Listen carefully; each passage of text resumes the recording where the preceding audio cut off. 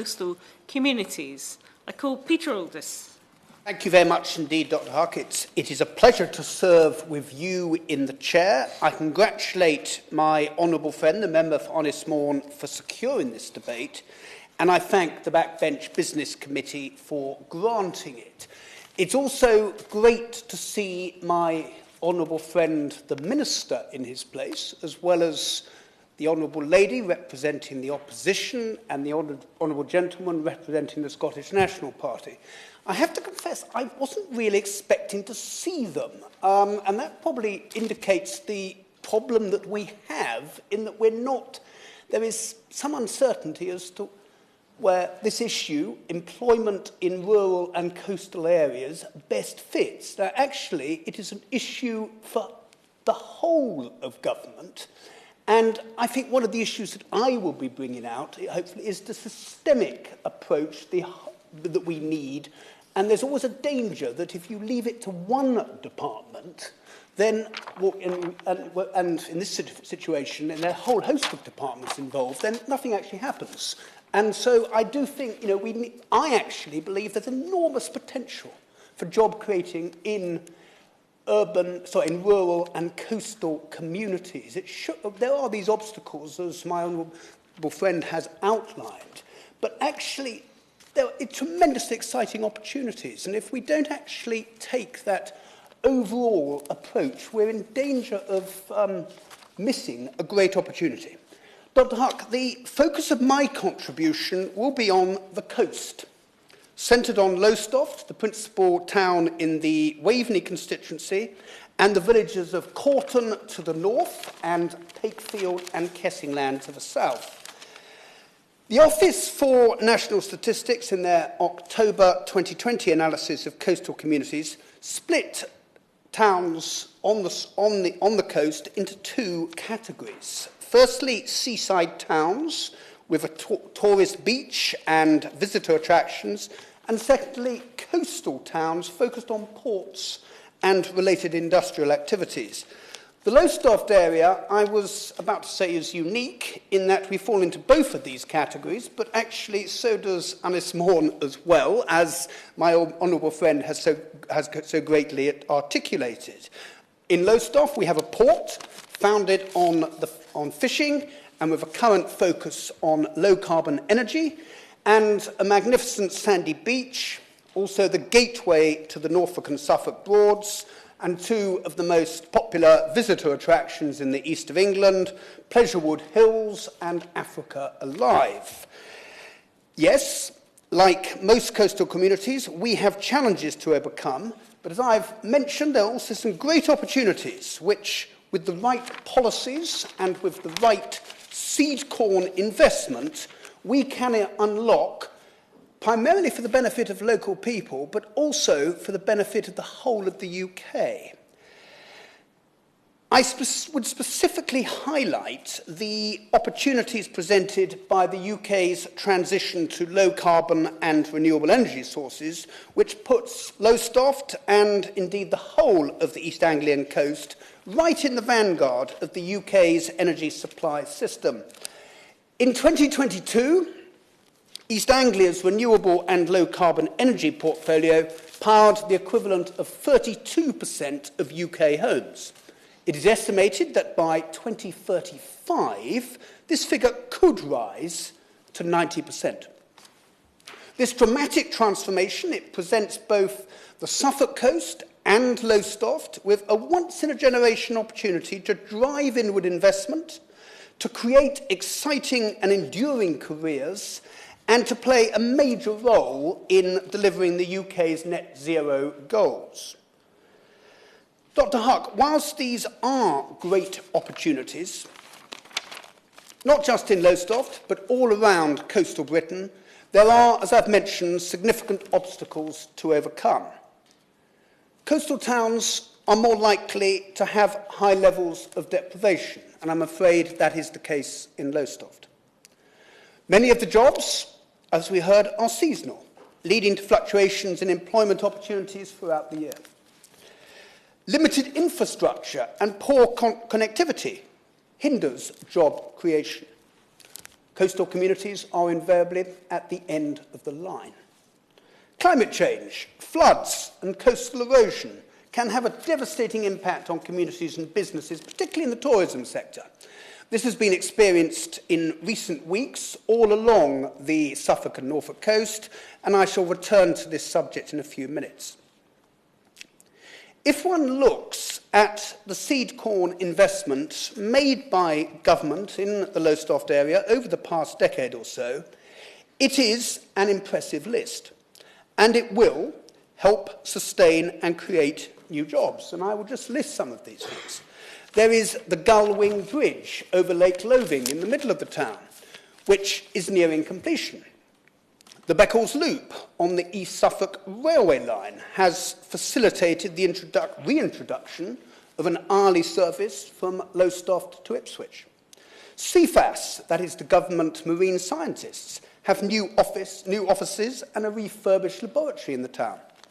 There is the Energy Skills Centre at East Coast College. There are 2 heritage action zones, one focused on the High Street and the other on London Road South. In Lowestoft itself, City Fibre have installed a full fibre broadband network. The Jubilee Parade seafront is to be redeveloped, and work is starting on the various projects in the £25 million Towns deal, which will help regenerate the town centre and its surrounding area. Private sector investment and job creation is following this seed corn funding, with such projects as Scottish Power Renewables Operations and Maintenance Base in the Hamilton Dock and Associated British Ports Lowestoft Eastern Energy Facility. Dr. Huck, this investment is very welcome and will bring enduring and positive benefits. I would, however, make the general observation with regard to the enormous opportunity to create jobs in coastal Britain. Whilst there are a number of funds to support regeneration, and that there has been, but that I sense there are a number of these funds, and they're well listed, but I sense there's been a lack of what I would describe as strategic overview. I would also more specifically highlight 2 initiatives which I've sensed we have not realised the full benefit from. Now, firstly, we're going back to enterprise zones, which were set up in 2012, and I want a specific reference to the Great Yarmouth and Lowestoft enterprise zone. It has, Dr. Huck, been incredibly successful in that it's created more than 2,000 skilled jobs and has secured over £245 million worth of inward investment. But in Lowestoft, it is in need of some relatively minor adjustment, removing from the enterprise zone land which is not coming forward for development and replacing it with land around the port, which is now ready for redevelopment. Government, unfortunately, Dr. Huck, have been reluctant to sanction this change, and that may well be because their focus is now on free ports and investment zones. And I am due to be having a meeting in the next few weeks with my honourable friend, the member for Redcar, who is, I think, the Minister with responsibility for enterprise zones, but I would perhaps urge my honourable friend to reinforce that message and take it back to him.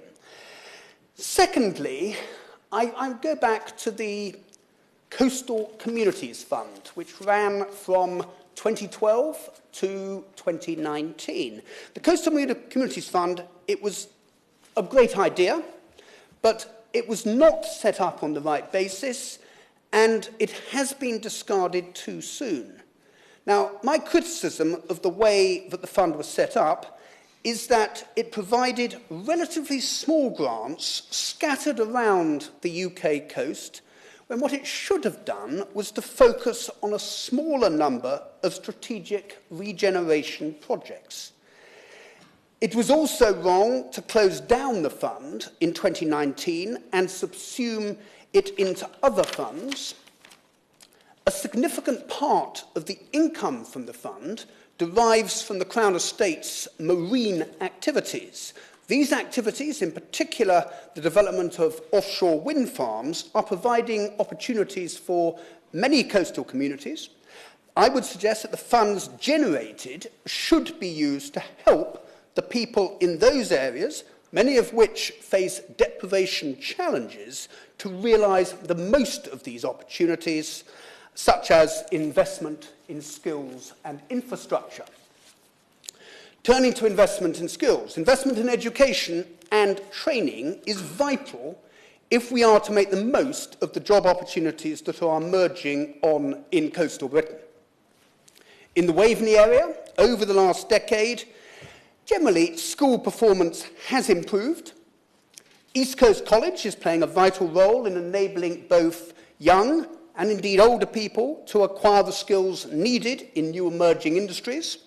And the University of East Anglia and the University of Suffolk are fully focused on the needs of local communities and opportunities and challenges that the region faces.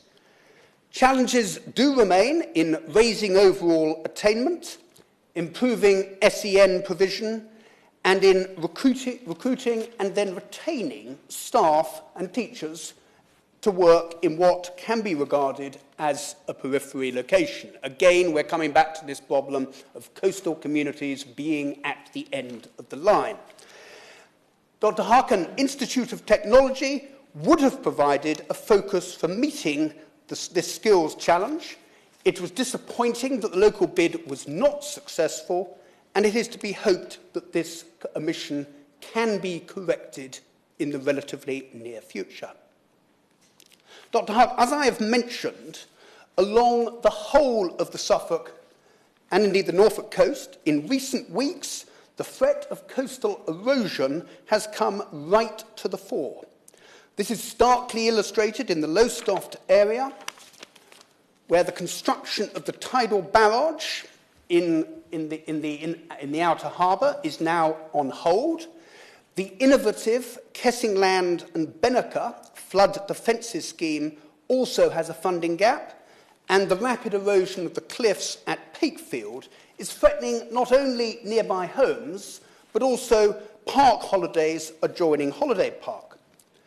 Proper coastal defences are absolutely vital to provide the private sector with the confidence to invest in new facilities, whether that is in the tourism, energy, fishing or maritime sectors.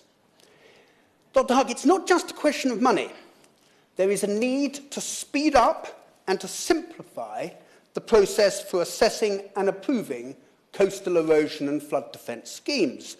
The floods budget for 2021 to 2027 period, that 6-year period, has been doubled over the previous period to £5.2 billion.